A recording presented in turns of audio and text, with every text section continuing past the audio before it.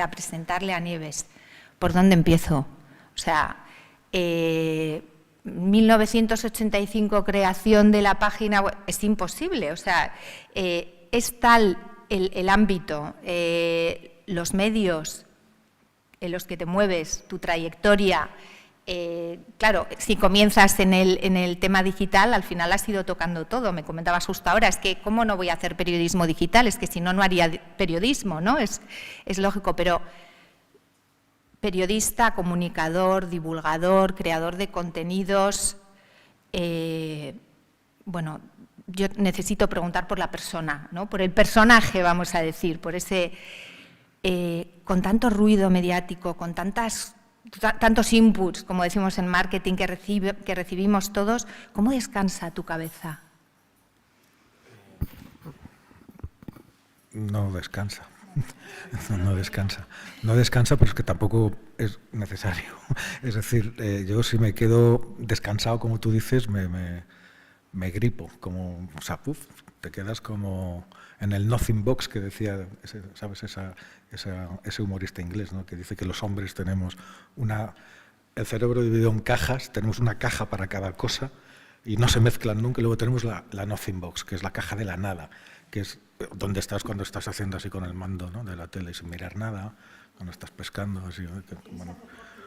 Pues te quiero decir, yo no me desconecto, no puedo, ¿no? Es que además hay tanto, la vida es tan corta y hay tantísimo por conocer, por saber. Y claro, como habéis dicho antes, yo escribo todos los días un artículo de ciencia en el periódico, ¿no? En ABC, que es donde estoy.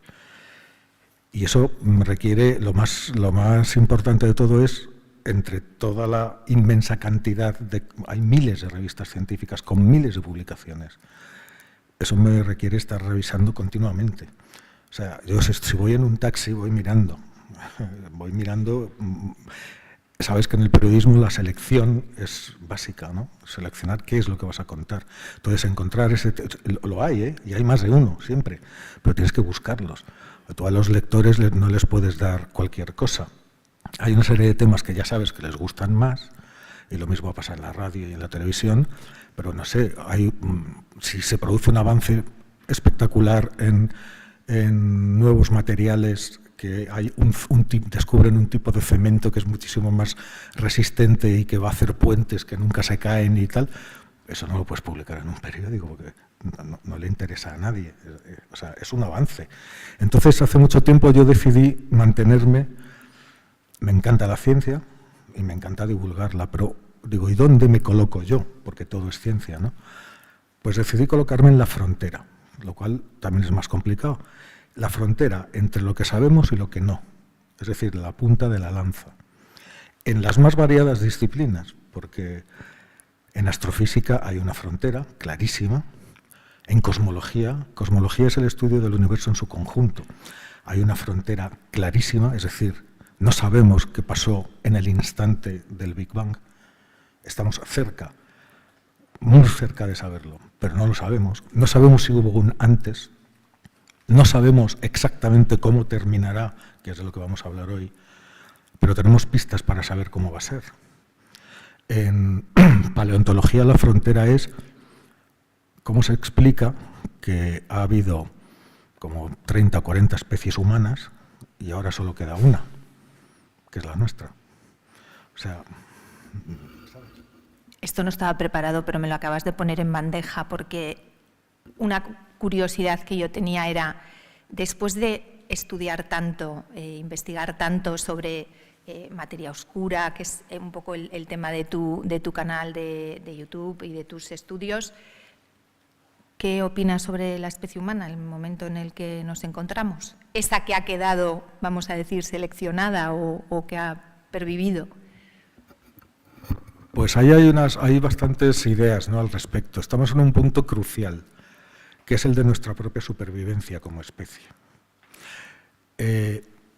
Hay muchos científicos que han hecho elucubraciones, han dicho, estudiando la historia de las civilizaciones, es decir, todas las civilizaciones surgen, se expanden, entran en crisis y desaparecen. Todas ellas. Eso nos lo enseña la historia, desde Gengis Khan a los romanos, la que quieras, ¿no? Entonces, la humanidad considerada como civilización ha surgido, está creciendo y va a conseguir pasar ese límite o nos vamos a destruir también. Si hubiera otras civilizaciones por ahí fuera, entonces se ha hecho una clasificación que la hizo un ruso que se llama Kardashev, que es hace muchos años, que es la clasificación de Kardashev, donde dice que las civilizaciones son de distintos tipos, de nivel 1, de nivel 2 y de nivel 3 podrían ser. ¿Y en qué se diferencian? En cómo consiguen controlar su propio consumo de energía. Vamos a ver, una civilización de nivel 1 sería capaz de controlar, sin peligro de autoextinguirse, toda la energía disponible en su planeta. Cosa que nosotros estamos en ello, pero no somos capaces, porque estamos destruyendo el planeta. Es decir, ni siquiera somos de nivel 1. Una civilización más avanzada todavía, de nivel 2, sería capaz de aprovechar toda la energía de su estrella, en beneficio de tener energía para todos, viajes espaciales, todo lo que te dé la gana. Nosotros apenas estamos empezando a saber aprovechar la energía de nuestra estrella, ¿no? Y esa energía solamente es la que le sobra a nuestra estrella, placas solares y recoger el calor del sol. No extraemos otro tipo de energía del sol, pero se podría. Podríamos construir máquinas que se colocaran en órbita solar, que extrajeran enormes cantidades de energía y transportaran a la Tierra. Y nos convertiríamos en una civilización de tipo 2 que ya no necesita explotar los recursos del planeta.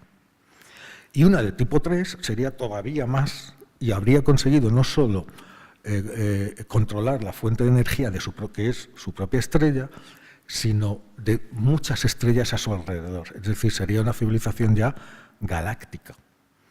No sabemos si nada de eso existe, pero en términos de control de energía, porque claro, cuanto más te expandes en el espacio, más energía necesitas, porque los viajes la vida, cuanto más moderna es, más energía necesita. Nosotros consumimos muchísima más energía per cápita de la que se consumía hace un siglo. ¿Cierto? Cada uno de nosotros. Ese es el problema que tenemos, que necesitamos cantidades cada vez mayores de energía y para conseguirla estamos destruyendo el planeta. Estamos poniéndonos en peligro a nosotros mismos porque necesitamos más energía para que nuestra vida siga siendo cada vez más moderna, cada vez con más cosas, cada vez con más transporte, cada vez con más comunicaciones, cada vez con más viajes espaciales. Lo necesitamos. Y en la fase que estamos entrando, que es la fase interplanetaria, estamos a punto. O sea, la gente a veces me mira raro, pero es que estamos volviendo a la Luna. Estamos volviendo para quedarnos. Eso quiere decir que de aquí a medio siglo va a haber miles de personas viviendo allí. Miles. Para dentro de 10 o 15 años estará hecha la estación orbital en la Luna. Los primeros poblados lunares empezarán en la década de los 30. Y después viene Marte. Y después viene el cinturón de asteroides.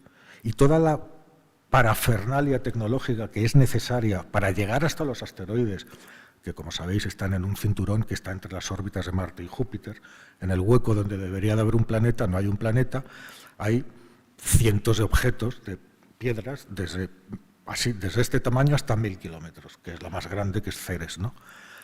Bueno, pues la riqueza mineral que se esconde ahí ya ha hecho que numerosas empresas multinacionales en todo el mundo ya tengan sus miras puestas en la explotación minera de los asteroides. La NASA el año que viene va a hacer la primera prueba y va a capturar gravitatoriamente a un asteroide y se lo va a llevar a la órbita de la Luna para ver si es capaz de controlarlo. Después aterrizarán astronautas allí que serían los precursores de los futuros mineros que harían ese trabajo de extraer, ¿no? Y claro, imagínate lo que es con una base, con base en la Luna y más tarde en Marte.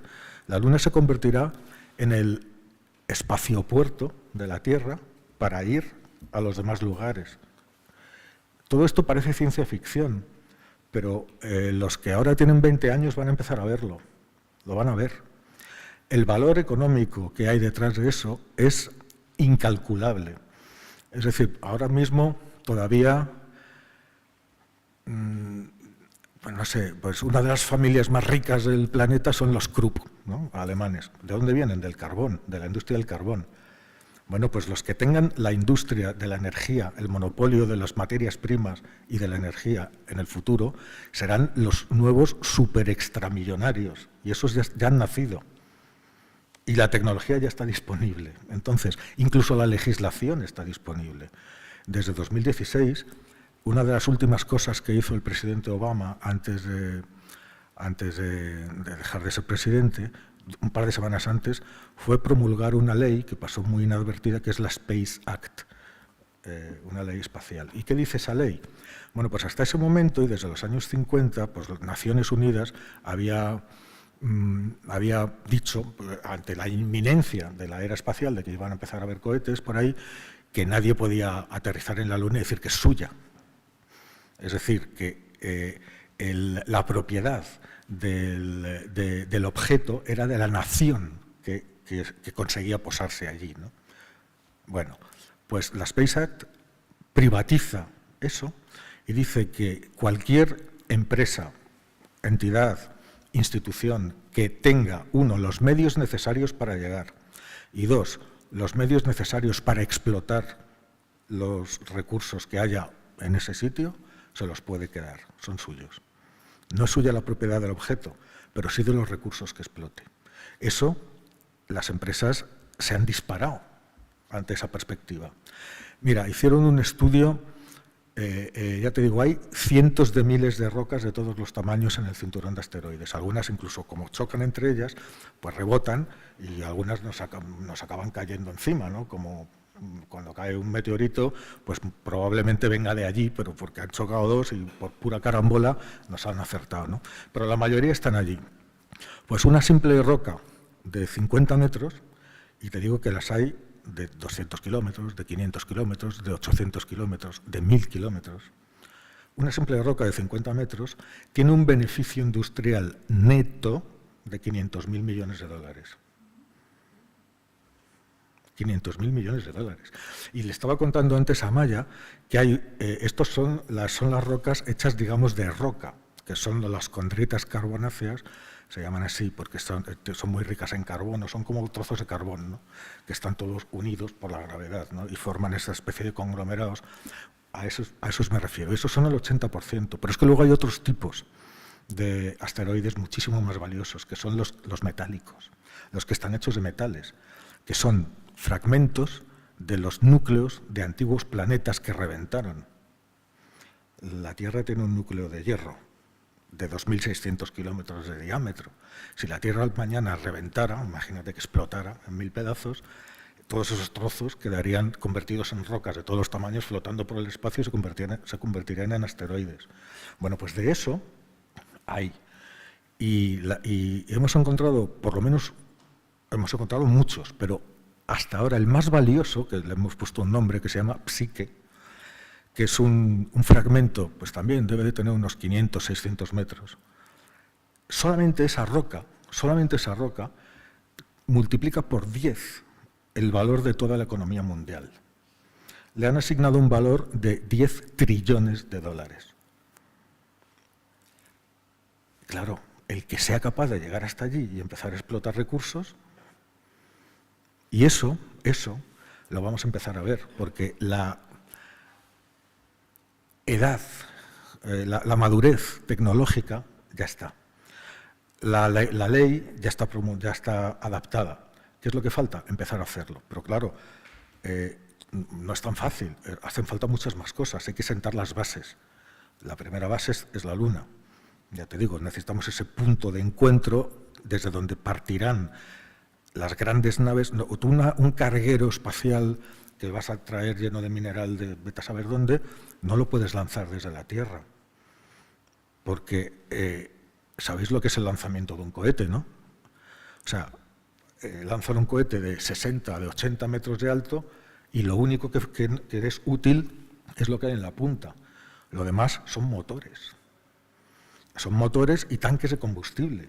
porque el impulso necesario para sacar esa punta del cohete, que es el satélite o lo que sea, de la gravedad terrestre que intenta traerlo, mira, si tú tiras una piedra hacia arriba, pues la piedra sube, se ralentiza y ¡boom!, vuelve a caer al suelo. Pues los cohetes hacen exactamente igual, a no ser que venzas la fuerza de atracción, la velocidad de escape, se llama, del planeta.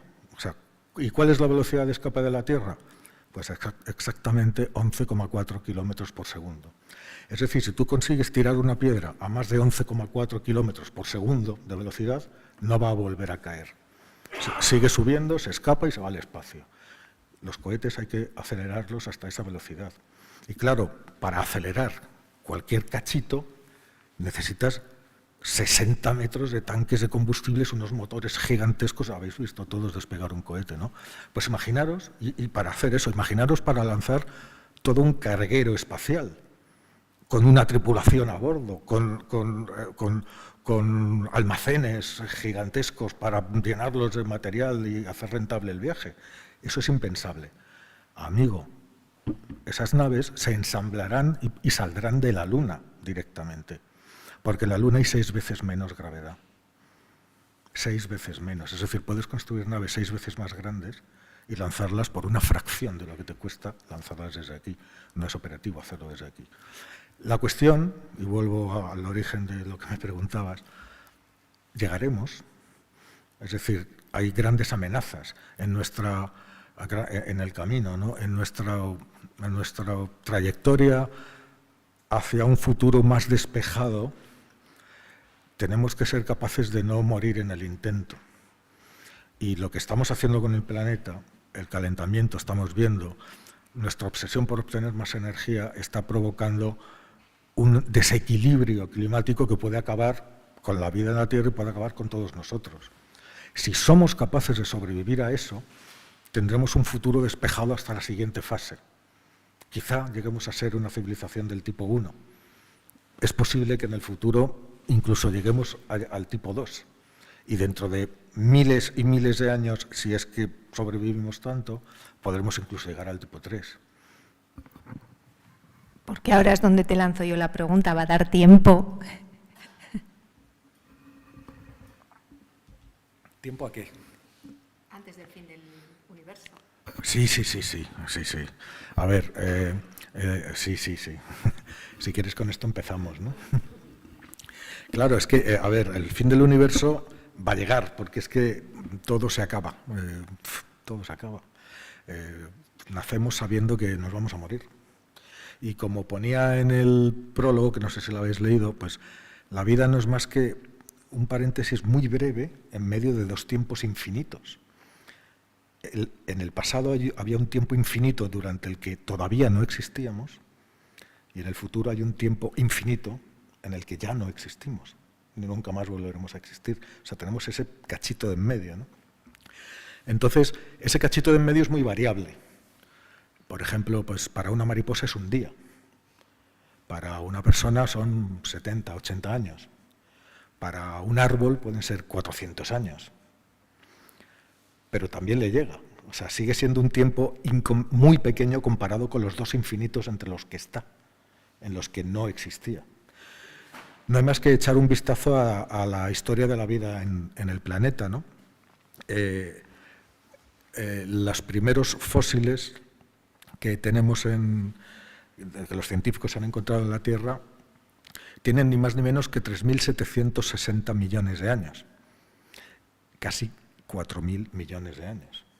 La Tierra se formó hace unos 4.500 millones de años, es decir, bastante temprano en la historia de la Tierra surgió la vida. ¿Cómo surgió? No tenemos ni idea. O sea, es una de las cosas que no sabemos, es una de las fronteras en las que estamos, ¿no? Los biólogos moleculares se vuelven locos intentando explicar cómo surgió esa chispa, ¿no? Cómo ese conjunto de átomos, porque esto es un conjunto de átomos, esto es un conjunto de átomos, esto es un conjunto de átomos y yo soy un conjunto de átomos, pero aquí el único que habla soy yo, ¿no? Esto no habla, ni vive, ni respira, ni nada. ¿Dónde está esa diferencia, no? Bueno, pues eso surgió en aquel momento. Y claro, durante todo ese tiempo hasta el presente, esa primera forma de vida, que por cierto tiene un nombre. ¿Sabéis cómo se llama? Se llama LUCA. LUCA significa, en inglés son iniciales de Last Ultimate Common Ancestor, es decir, el último antepasado común. De esa forma de vida, ese organismo primitivo que estrenó el estar vivo, descendemos todos. Es nuestro padre, una pequeña bacteria. ¿Y en qué consiste ese estreno? Pues consiste en que encontró la manera de empaquetar las instrucciones de su propia existencia en un paquete. Y ese paquete lo llamamos ADN hoy. Fue la primera que cogió ese método. Y encontró la forma de multiplicar ese ADN y hacer copias de sí mismo, que es reproducirse. Bueno, ese ADN todavía lo tenemos. Y es fantástico pensar que entre una mosca de la fruta y un ser humano, más del 80% del ADN es idéntico. A pesar de las diferencias que hay entre una mosca y una persona están en el otro 20%. Y a medida que nos acercamos a criaturas un poco más parecidas a nosotros, un mamífero, no sé, una vaca. Bueno, pues entre una vaca y nosotros estamos cerca del 90% de similitud. Y si cogemos a un simio, a un gorila, a un chimpancé, estamos en el 99%. O sea, la diferencia entre un mono y un hombre está en menos de un 1% de ADN. ¿Vale? Todo el resto, toda la parte común, viene porque esa parte que parece que es inútil, pues resulta que es la que utilizamos precisamente para estar vivos, para ser un ser viviente. Bueno, pues la inmensa mayoría, a lo largo de la historia, la inmensa mayoría de las especies que alguna vez han sido, resulta que ya no existen. Igual que pasa con lo que os he dicho antes con las personas, ¿no? Que somos un paréntesis entre un infinito pasado y un infinito futuro, pues en la actualidad hay un X número de especies. No sabemos exactamente cuántas porque se siguen descubriendo nuevas, pero estamos entre 1 millón y 5 millones de especies vivas hoy en la Tierra. Pero ha habido muchas más, millones más, que han vivido en el pasado y han desaparecido para siempre. Nunca más se supo, acabaron. Es decir, las especies también mueren, ¿no? Todo muere, ¿no?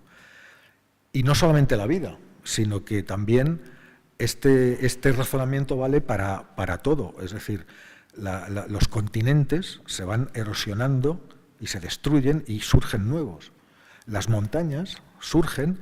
¿Sabéis cómo nacen las montañas? Pues porque dos placas tectónicas se empujan y entonces se arrugan como yo arrugo aquí un papel. Si yo arrugo aquí un papel, sale una montaña. Bueno, pues burdamente lo hacen así.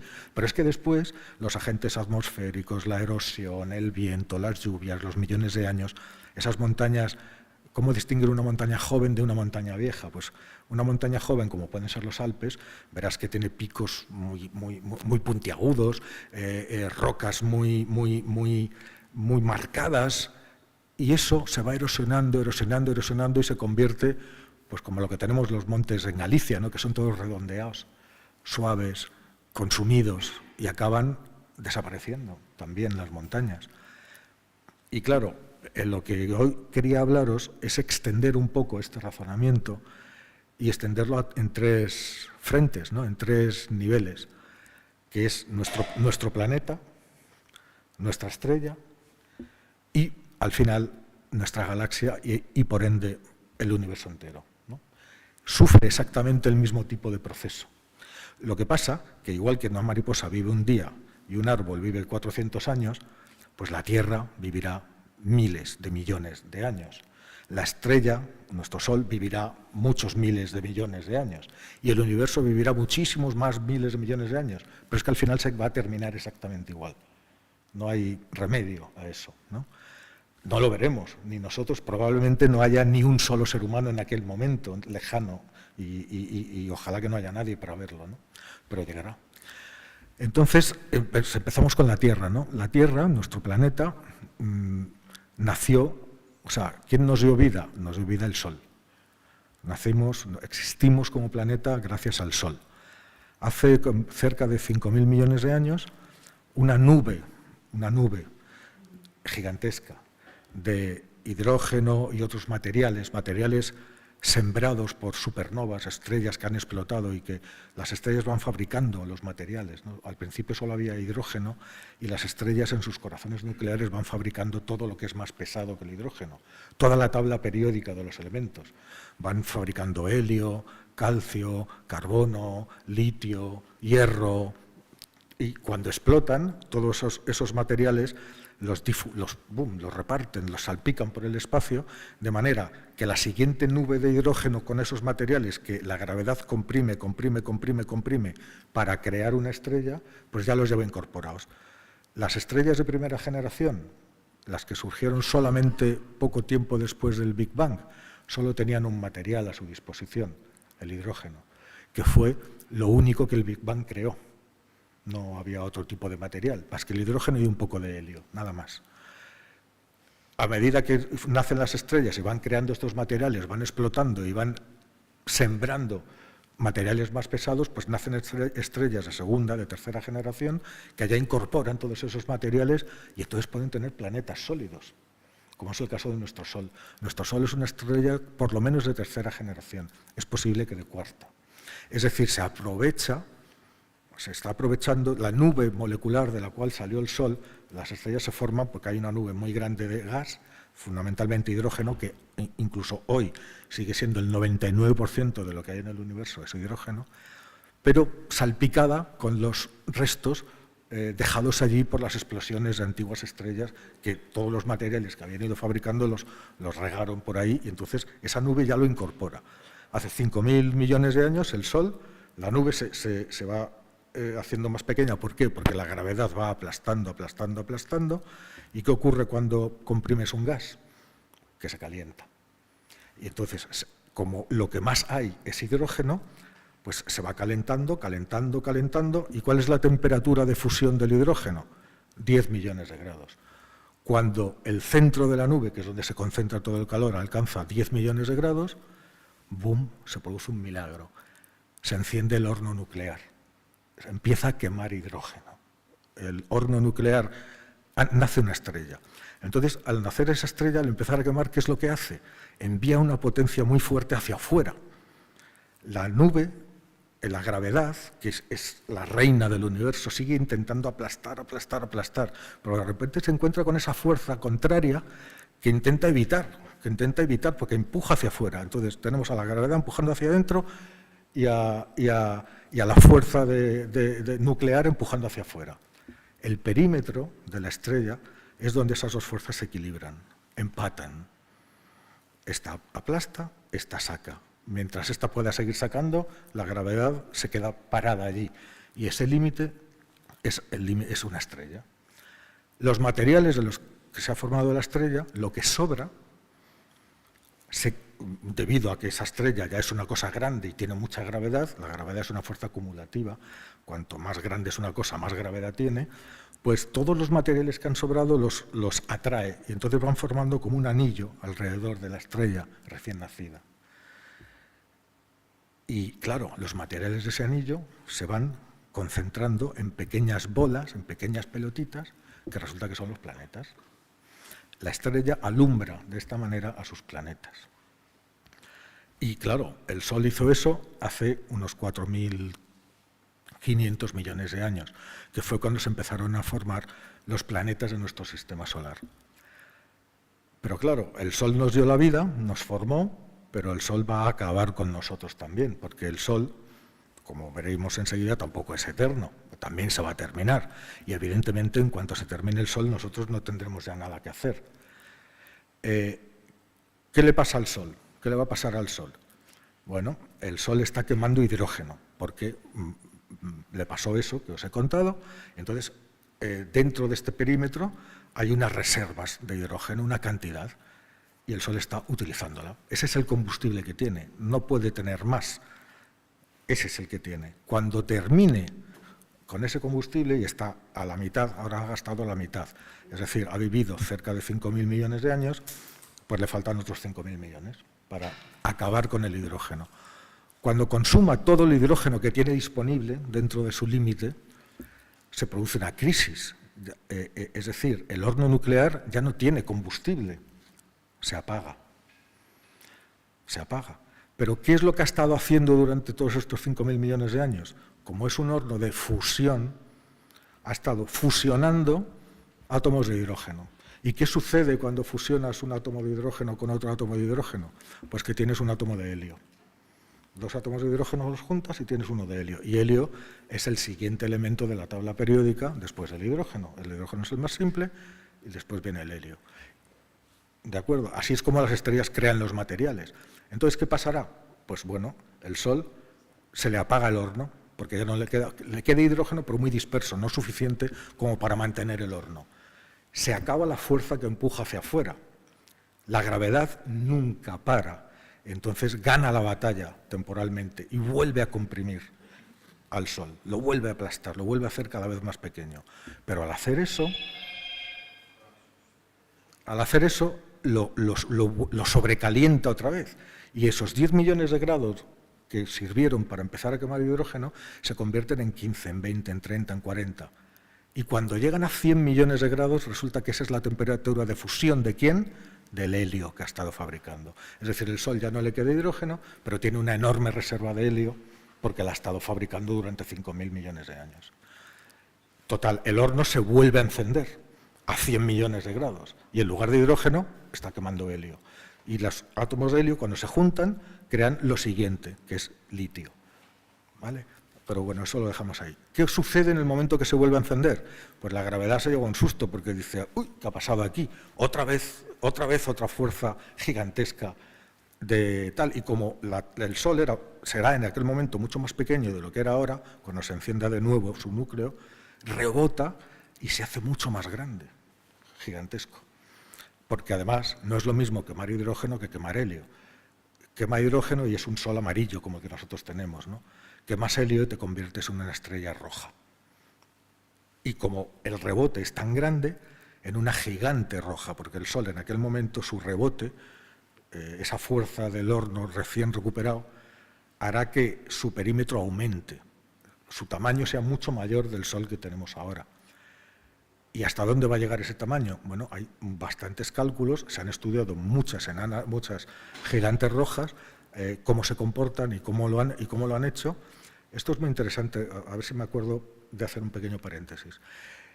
Y resulta que cuando el Sol llega a ese proceso, directamente se va a devorar a los planetas interiores.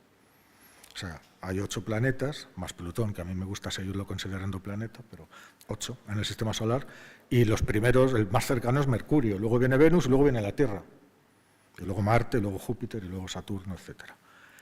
Bueno, pues el Sol crece y su perímetro, Mercurio y Venus ya se quedan dentro de lo que es el perímetro del Sol, con lo cual esos planetas desaparecen de entrada, porque se los traga el Sol al crecer. La Tierra o se queda en el límite o es tragada también, pero evidentemente si se queda en el límite estará tan cerca del Sol que las temperaturas estará absolutamente achicharrada, muchísimo antes, es decir, mucho antes de que llegue ese momento, la vida en la Tierra, toda la vida entera, habrá desaparecido, ni te cuento, ¿no? Lo que vengo a decir es cuándo desaparecerá el planeta como entidad, ¿no? Planetas sin vida hay muchos, ¿no? Bueno, pues la Tierra, a partir desde este momento, porque el Sol se va calentando cada vez más, pues se ha calculado que dentro de unos 1.500 millones de años, es decir, antes de que suceda esto, la temperatura del Sol será tal que hará hervir los océanos, será suficiente como para que los océanos hiervan. Y claro, en un mundo en el que los océanos hierven, la atmósfera se pierde. Es decir, probablemente ahí se acabaría toda la vida, ¿no? Pero el planeta seguiría subsistiendo hasta que pasara esto, ¿no? Hasta que este proceso, ¿no? Y bueno, ¿y qué le pasa al propio Sol? La Tierra ya, digamos que tiene muy poquito que hacer, ¿no? La Tierra ya ha muerto, el Sol sigue vivo, distinto, ha madurado, se ha convertido en una gigante roja. Bueno, pues sigue repitiendo ese proceso, quemará primero todo el helio que tiene, irá fabricando litio, cuando se le acabe el helio volverá a apagarse, la gravedad lo volverá a aplastar, lo volverá a calentar todavía más, los elementos de la tabla periódica, cuanto más complejos, más temperatura necesitan para la combustión nuclear, alcanzará la temperatura de combustión del litio y volverá a rebotar. y luego volverán a tal, y luego lo hará con carbono, y luego con oxígeno, y luego, ¿hasta dónde llega? Hasta el hierro. Es lo máximo. Luego no hay materiales más pesados que el hierro que sean capaces de hacer combustión nuclear. Es lo máximo, es el límite, ¿no?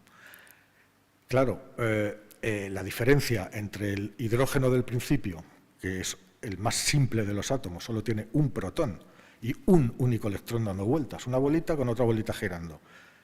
Cada vez el helio tiene dos protones, 2 neutrones y 2 bolitas, 2 electrones girando. Y el hierro tiene 58. O sea, 58 protones, 58 neutrones y 58 electrones dando vueltas, ¿no? Cuando llega a ese punto y se acaba, pueden pasar dos cosas. El horno se apaga y, claro, la gravedad, siempre presente, ya gana la batalla definitivamente porque no va a haber otro rebote, no va a existir. Entonces la va a comprimir, comprimir, comprimir hasta un punto brutal. Entonces lo puede convertir en lo que se llama una estrella de neutrones. Una estrella de neutrones es un objeto con una densidad tal que si cogiéramos una cucharadita de café de una estrella de neutrones, que se conocen muchas, pesaría más que el Everest. O sea, fijaros, porque la materia, los átomos de la materia, fundamentalmente es vacío. Es decir, un átomo es un núcleo con electrones dando vueltas y hay cerca otro átomo, pero la mayor parte es vacío. La comparación en términos humanos sería, imaginaros que colocamos una naranja en medio de una plaza de toros y los electrones son lentejas dando vueltas por la barrera. Todo lo demás es vacío, vacío. Pero cuando la gravedad aplasta tanto y sigue aplastando y no se cansa nunca, consigue que un átomo se toque con otro, que se rompan las cadenas de electrones, que el núcleo de un átomo se junte físicamente con otro. Está en la potencia de su aplastamiento, ¿no? Y entonces resulta que por eso se llama estrella de neutrones, porque están prácticamente tocándose todos, con lo cual una cucharadita es muchísimo más densa. Entonces puede acabar así. De hecho hay muchas estrellas de neutrones. Pero si resulta que el Sol, y esto lo calculó un indio que se llama Chandrasekhar, y por eso se llama el límite de Chandrasekhar, si resulta que la estrella en ese momento es más grande que una masa determinada, tiene un tamaño, supera un cierto tamaño, entonces nada va a parar la gravedad, ni siquiera el estado de estrella de neutrones, que ya no puedes aplastar a una cosa más que se toquen los átomos, ya está, ahí se para.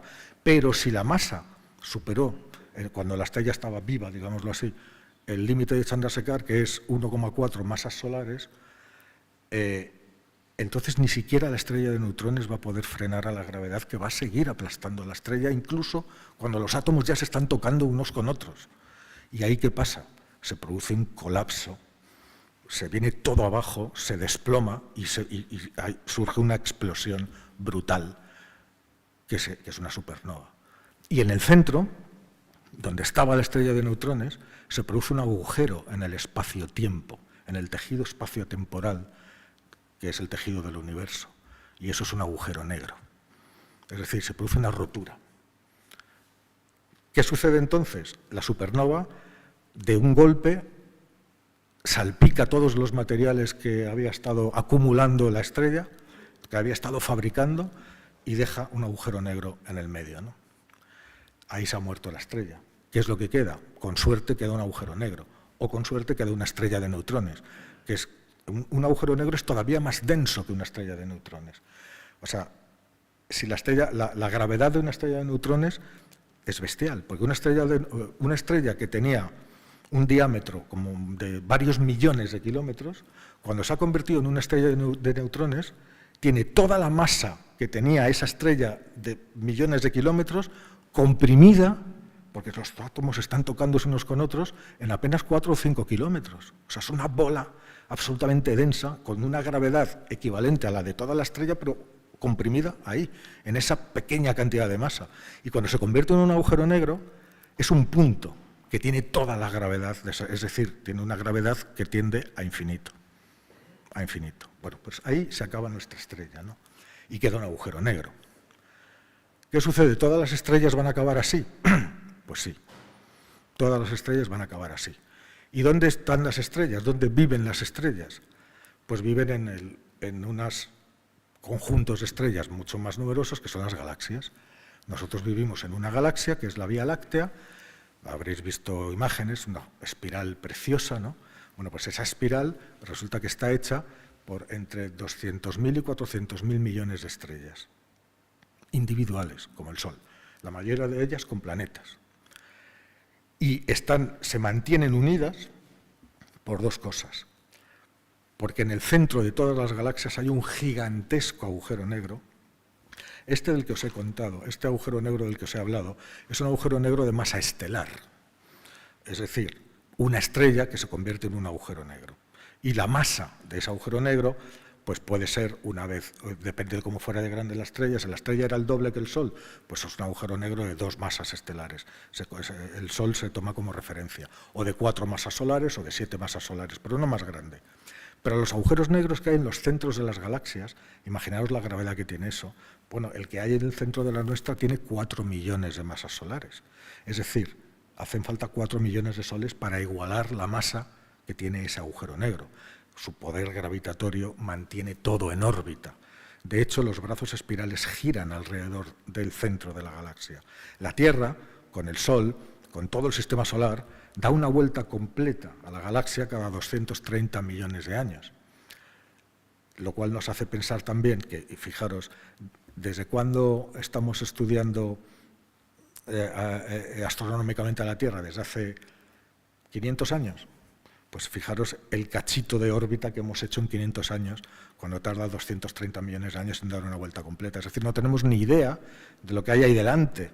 Y la Tierra ya ha dado varias vueltas completas, porque la Tierra tiene miles de millones de años.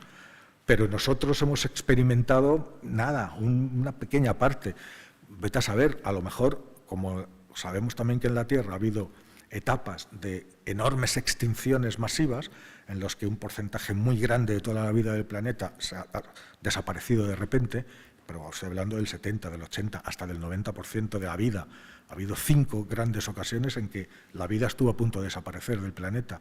Pues vete a saber, a lo mejor es que en algún lugar de la órbita hay algún sitio especialmente peligroso, con muchísima radiación, o vete a saber qué, que cada vez que pasamos por ahí pues nos hace polvo, ¿no?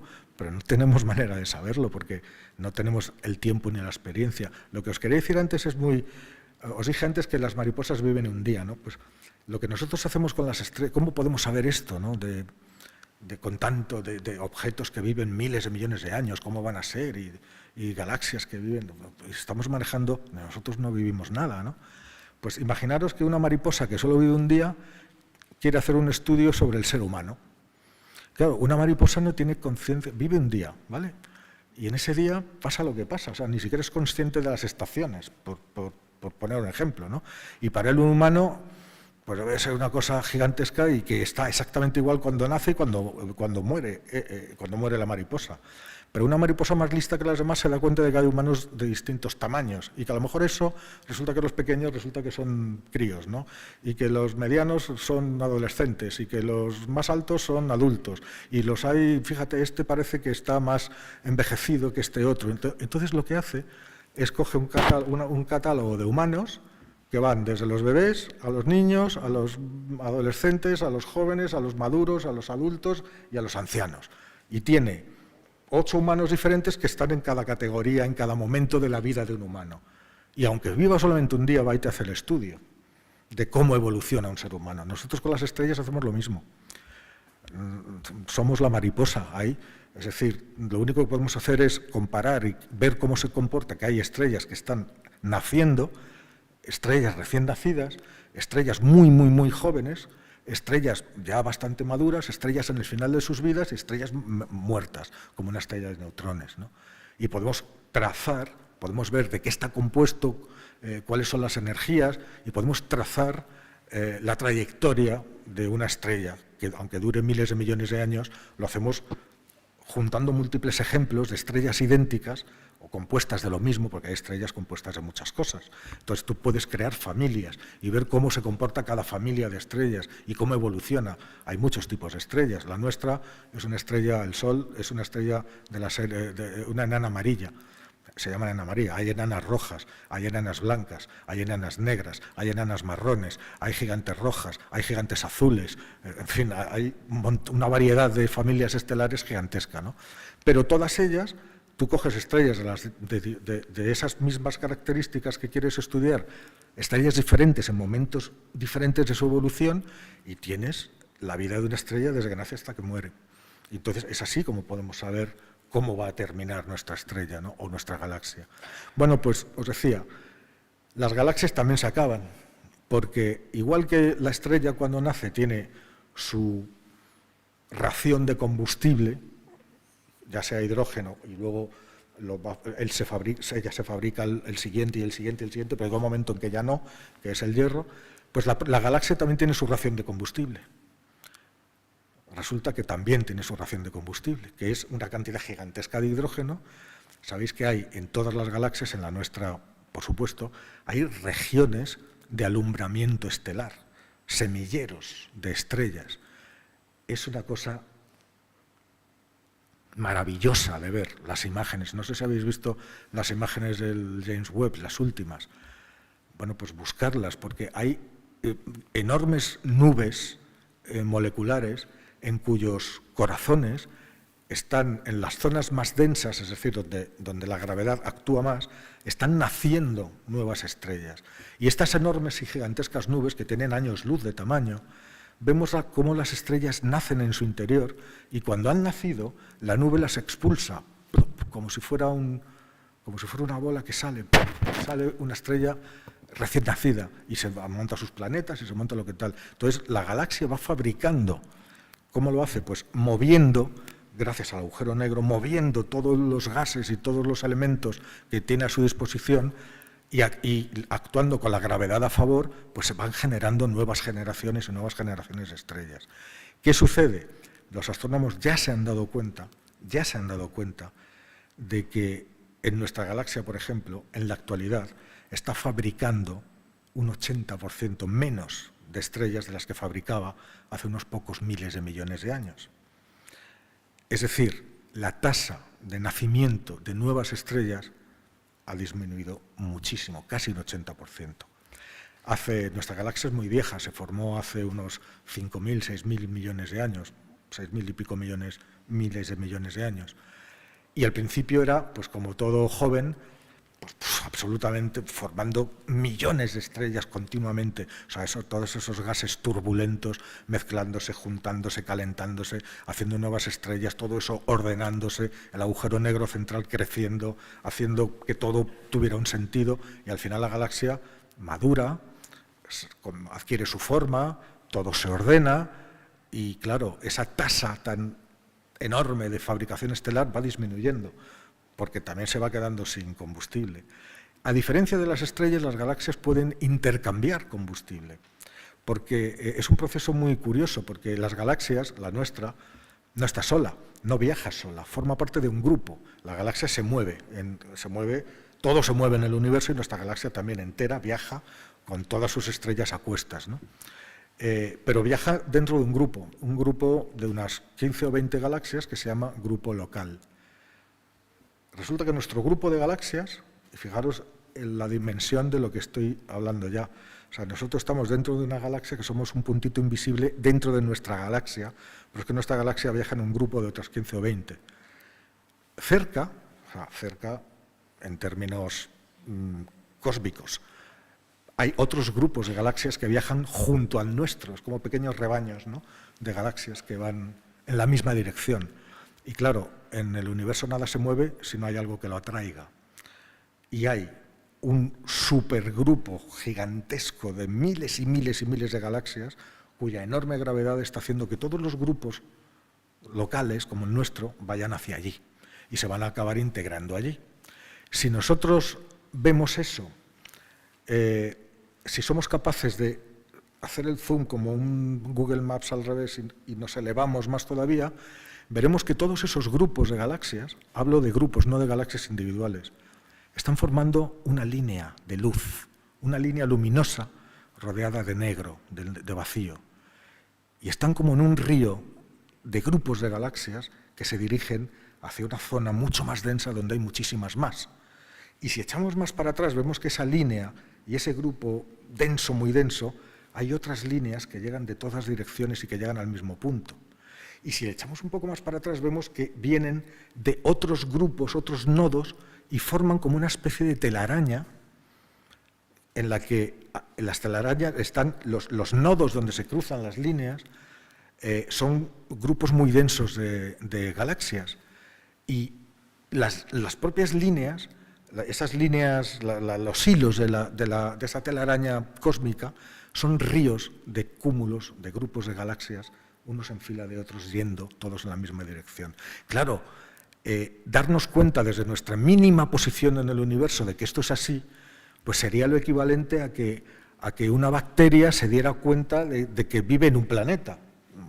No sé, ¿sabes? Es una cosa impensable. Somos tan pequeños que hace falta muchísimo para darse cuenta de esto. Bueno, pues allá tenemos imágenes fragmentarias de parte de esos hilos de la telaraña cósmica que tienen unos tamaños inconmensurables, ¿no? ¿Y qué pasa? Porque, claro, aparte de todo, es como esa telaraña, pero además es que está en 3 dimensiones. Una telaraña es plana, pero aquí estamos hablando como de una cosa tridimensional, toda llena de hilos y de puntos que los conectan, ¿no? Y esa es la máxima estructura de materia que hemos conseguido ver. Y claro, resulta que hay hilos que se disuelven, se están disolviendo. ¿Eso qué quiere decir? Pues que de alguna manera el universo entero está empezando, en algunas zonas por lo menos, a disolverse. Pero ahora introduciré otro concepto que espero que no sea demasiado tal. Quedaros con esto, ¿no? En una telaraña, a los 2 lados de un hilo, ¿qué hay? Un vacío, ¿no? Un vacío delimitado forman un cuadrado, un triángulo o lo que formen. Bueno, pues en el universo exactamente igual. Entonces, nosotros que estamos cómodamente instalados dentro de uno de estos filamentos, dentro de nuestra galaxia, que está dentro de ese grupo de galaxias, rodeado de otros grupos de galaxias, todos yendo en la misma dirección, estamos ahí tranquilamente, pero es que a los 2 lados hay gigantescos vacíos, enormes vacíos donde no hay ni galaxias ni nada más. Y claro, si tú te pones a sumar, es mucho más la cantidad de vacío que hay que la cantidad de espacio relleno de galaxias. Son tan grandes esos vacíos que alguno de ellos tiene más de 1000 millones de años luz de lado a lado. Es decir, si ahí entra un rayo de luz a la máxima velocidad posible, que son 300.000 kilómetros por segundo, tarda 1000 millones de años en pasar de un lado a otro. Y de eso se está lleno, porque entre cada hilo, a los lados de cada hilo hay un vacío. Nosotros, justo a nuestra espalda, y no lo vemos, se han dado cuenta hace poco, tenemos un enorme vacío. Estamos en el borde de uno de esos hilos, con nuestra galaxia y nuestro grupo. Y no nos hemos dado cuenta por qué. Porque el vacío está justo detrás del centro de nuestra galaxia. Es decir, nuestra galaxia está en medio y no podemos ver lo que hay al otro lado, pues igual que no puedes ver lo que hay al otro lado de un edificio. Pero hay técnicas que son complicadas, pero que con radioastronomía, es decir, utilizando infrarrojos, que puedes penetrar a través de la galaxia y ver lo que hay detrás. Bueno, pues haciendo eso, claro, la galaxia es una espiral. Nosotros estamos en uno de los brazos externos de la espiral y estamos mirando hacia el centro. Claro, vemos lo que hay, y aquí está el núcleo de la galaxia.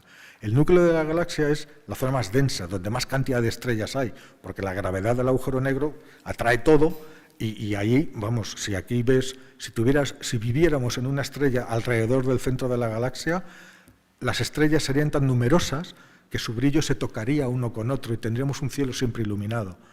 O sea, de noche sería brillante, porque el brillo de una estrella se solaparía con el de al lado, al lado, al lado, al lado. Sin embargo, en la periferia, que es donde vivimos, hay bastante espacio entre una y otra y las vemos distintas, ¿no?